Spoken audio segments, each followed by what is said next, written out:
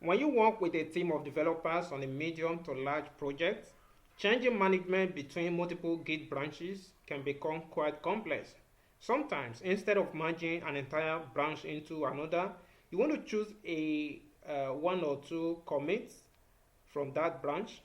This process is called cherry pick. Now let's do a git log to see the commit we are interested in this branch. Git log. Good, we have 3 commits here. Let's say I'm interested in this, and I copy this part of the ID. Now we take the hash of this commit and we return to the main branch with we check out to the main branch. Okay, then apply a cherry pick using the identifier of the hash commit with git cherry pick,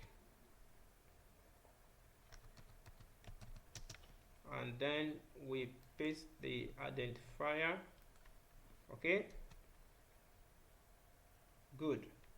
And that's how you do a cherry pick with Git. Let's take another look at the Git log now to see what we have. Good. You see our as you can see, your changes are here and your commit has been duplicated on the main branch. Now, as with any commit command that make changes to the repo, you have to use the cherry pick wisely.